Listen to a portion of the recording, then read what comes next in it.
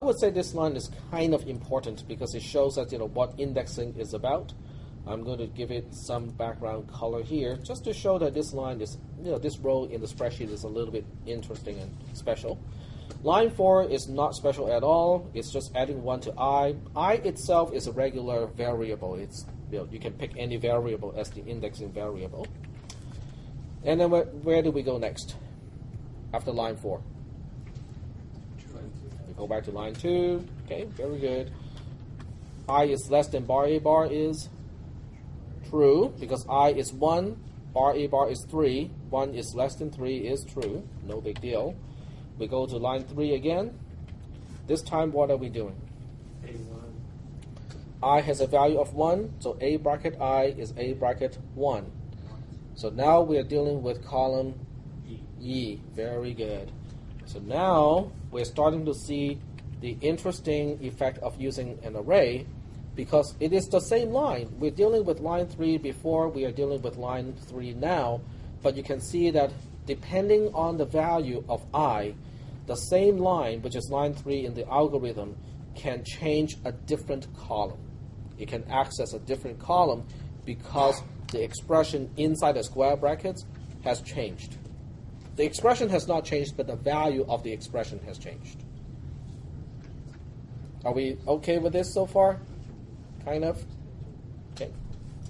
So I'll go ahead and highlight this one too, and this one is actually more important than the previous one because it shows you that we can access a different column depending on the value of the expression inside the square brackets.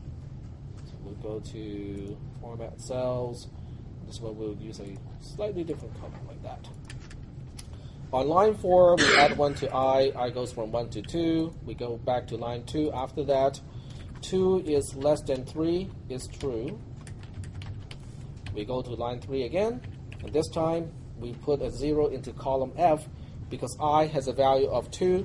A bracket I becomes A bracket 2, and as a result we update column F. We go to line 4, we add 1 to I becomes 3. We go back to line 2. The condition in this case will become false because 3 is not less than 3.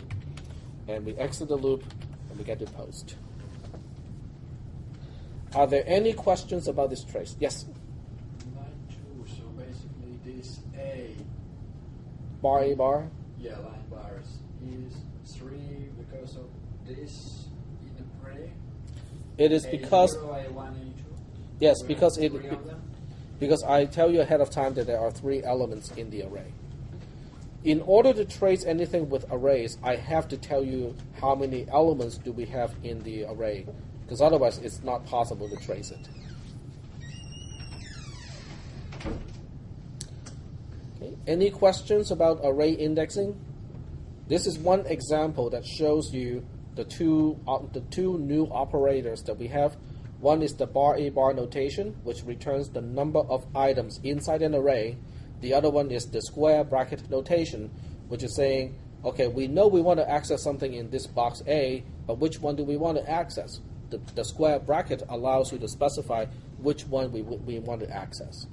It's basically the same thing as a subscript in your linear algebra class.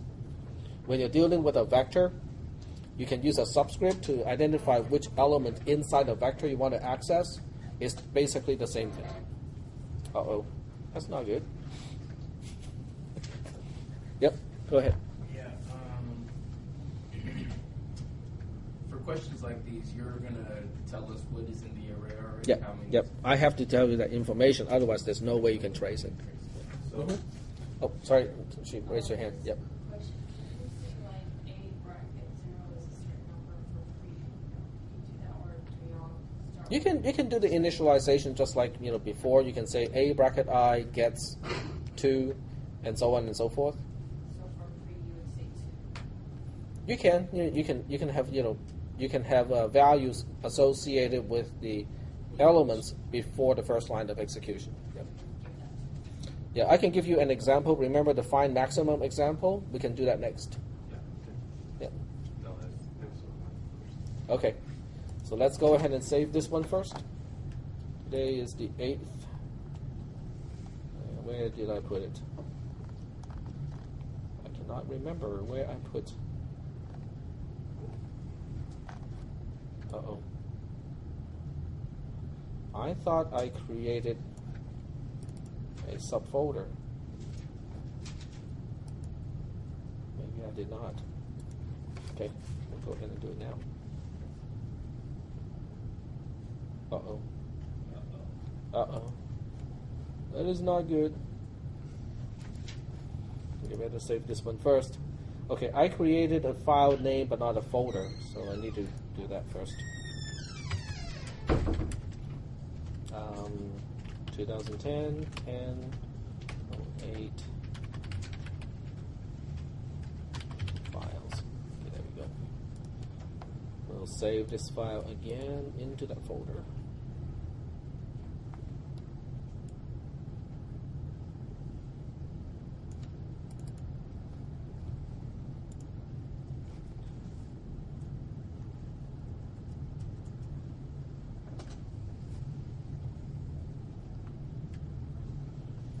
At least that could do that. The network is disconnected. I don't know why it got disconnected, so I have to look into that also. And let's see, what was I doing? Oh, we want to do another trace. Recover this document first. Ah, autosave is good.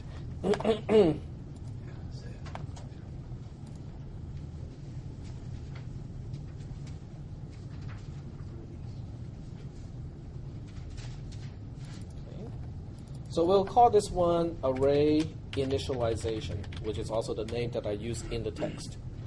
We'll go ahead and work on the second example. So we'll go create a new spreadsheet, which is the find maximum algorithm. The find maximum algorithm will be kind of like this: a bracket z gets a bracket 0, while I is less than bar a bar do. And this time we have a conditional statement inside the loop. If z is less than a bracket I, then z gets a bracket I. And if I gets I plus 1, and while. Okay. Once again, this illustrates, the effect of not having indentation. Kind of makes the program a little bit harder to read. You can still read it. By the time you get to the if, you can identify where the end if is. And by the time you get to the last statement before the end while, you can still kind of go back and trace, track down where's the while. But it's not easy anymore. With indentation, it was really easy to go back and tell where is the beginning or the end of a construct. So that's why we're going to go back and add the indentation. There we go. Much easier to read now. And we give it line numbers, like that. Resize the columns and save it first because I just want to make sure that I don't forget. Find max. All right. We use a new window to look at the trace. In sheet 2, we have comments, we have line number, just like usual. In this case, we have two variables that are not in the array. One is I, the other one is Z. And then we have the array A. Let's just say that array A has 3 elements again. So we have A bracket 0, A bracket 1, and A bracket 2 in this case. And I'll go ahead and merge these 3 cells just so that it is clear that array A has 3 elements. And we'll go ahead and shrink the columns.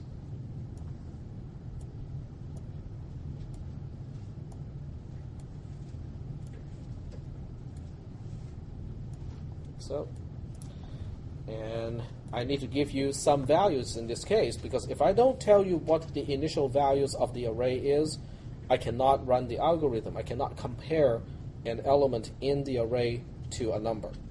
So I got to give you some numbers to start with. Well, let's start with 1, 3, and 2. Okay, those are the initial values of items in the array. I does not need a specific value to begin with, neither does Z, because Z will be initialized right away on line 2.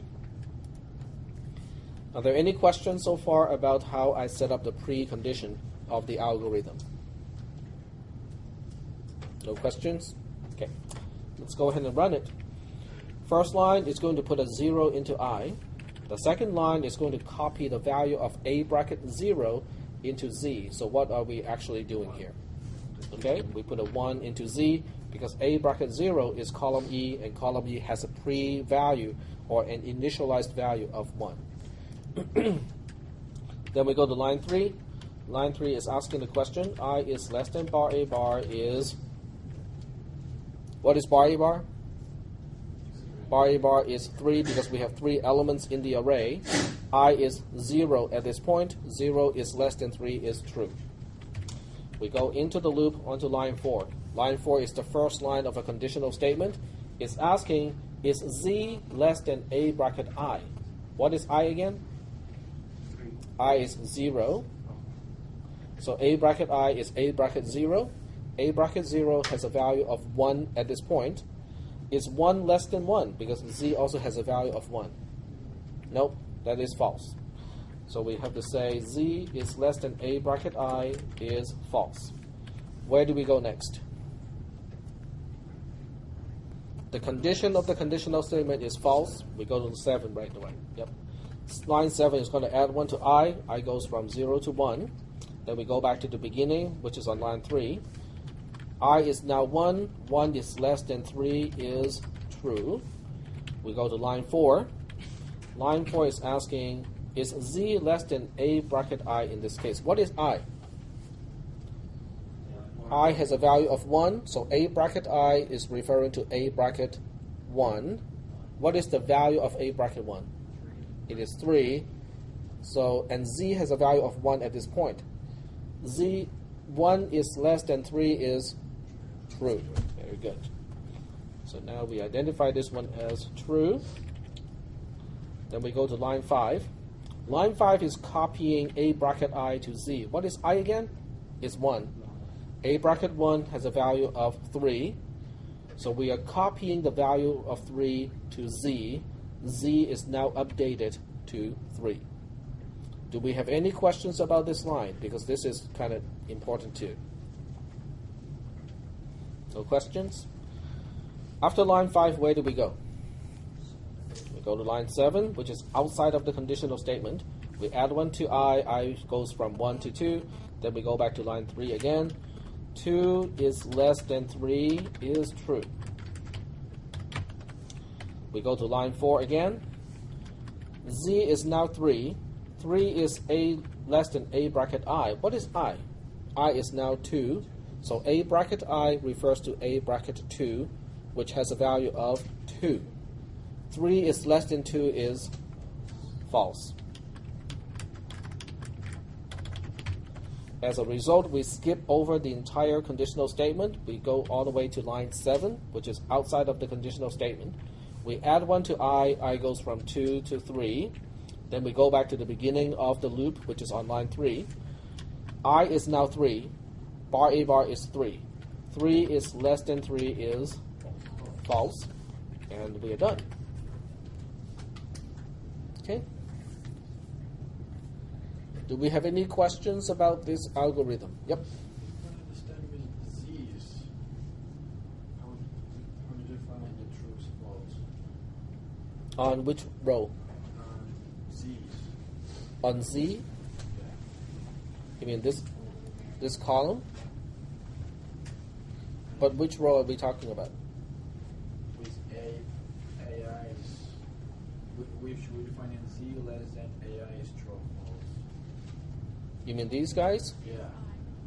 Well, it depends on the I, because at this particular time, because on row 10 of the trace, you look up I has a value of 1 at that point. So A bracket I refers to A bracket 1. A bracket 1 has a value of 3. At this